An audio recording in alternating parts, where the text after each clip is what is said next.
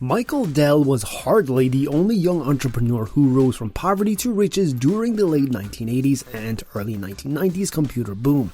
Dell, like Compaq's Rod Kenyon and Apple's Steve Jobs, transformed a fledgling startup into a multi-billion-dollar computer empire.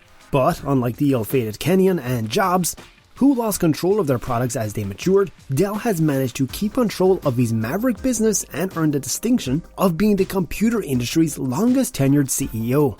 Dell Computer Corporation has become the world's top direct computer systems firm by selling customized personal computer systems directly to consumers, allowing him to better understand their needs and provide the most effective computing solutions to fulfill those demands. So in today's video, we'll talk about the history of the Dell company, how it was founded, and what hurdles Michael Dell faced in order to make it a success. Dell's parents wished for him to become a doctor. Dell, on the other hand, was hooked on computers by the time he was in junior high. While most of his classmates were fiddling with ancient cars, Dell preferred to fiddle with his Apple ILE.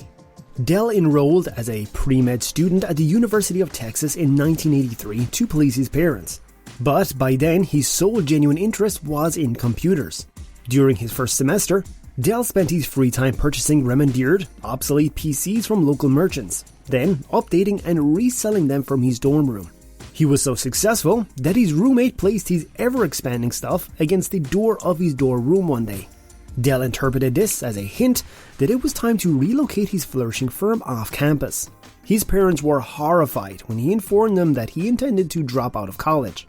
So, Dell pledged to return to school if summer sales were dismal. Dell sold $180,000 in PCs in his first month of the company. He did not return for his sophomore year.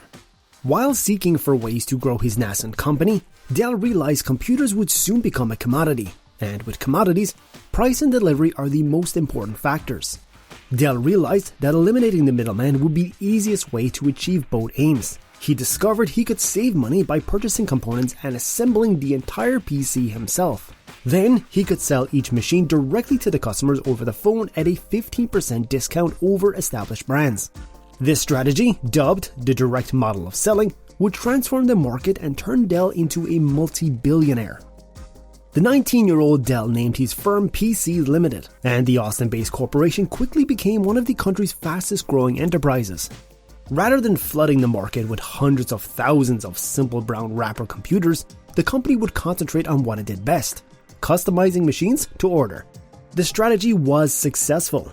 PCs Limited made more than $6 million in its first year of operations, and Dell immediately became known as the Boy Wonder. In order to capitalize on his burgeoning celebrity, he renamed the firm Dell Computers Corporation in 1987. By the end of 1988, sales had surpassed $159 million. That same year, Dell raised $30 million in an initial public offering, $18 million of which went directly into Dell's pockets. That would have been a high point for many startup owners, suggesting it was time to move on to the next exciting adventure. Dell, on the other hand, was just getting started. He now aimed to overtake the market leader, IBM, rousing his employees by informing them that his newborn daughter's first words were, "Daddy, kill IBM." The strategy worked, and Dell's sales increased to over $800 million by 1991. Dell established a goal of reaching $1.5 billion by the end of the year in 1992. Dell, ever the overachiever, exceeded his target and then some, with sales rocketing to $2 million. However, storm clouds were gathering on the horizon in the middle of his achievement. The company was expanding at a rate that the young entrepreneur couldn't keep up with. Dell Computer Corporation appeared to be out of control by mid-1993.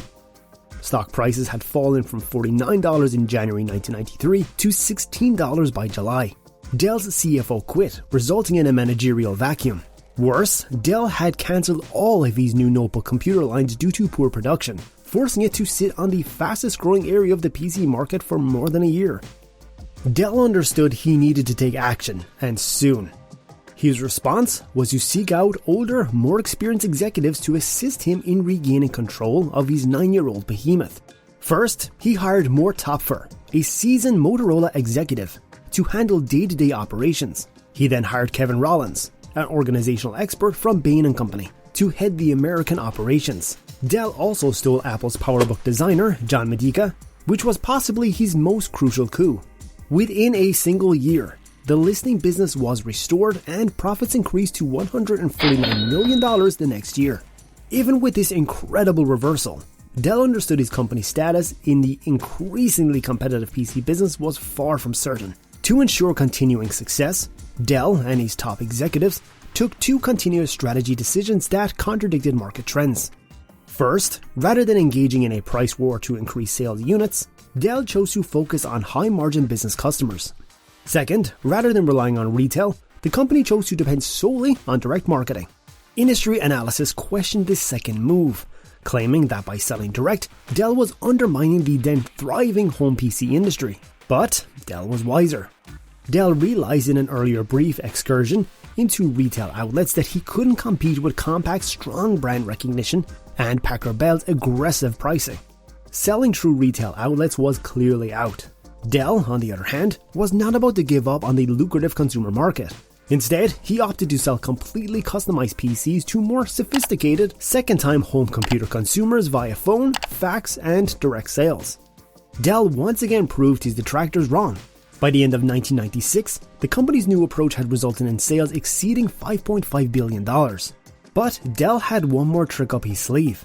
Dell created one of the earliest direct sale computer websites in July 1996, and within 2 months was averaging internet sales in excess of $2 million per day, a figure that would increase to $6 million per day by 1998.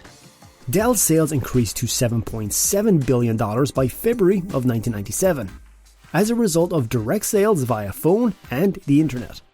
Until now, industry analysts and Dell's three main competitors, Compaq, IBM, and Hewlett-Packard, believed that direct sales would only gain Dell a niche market.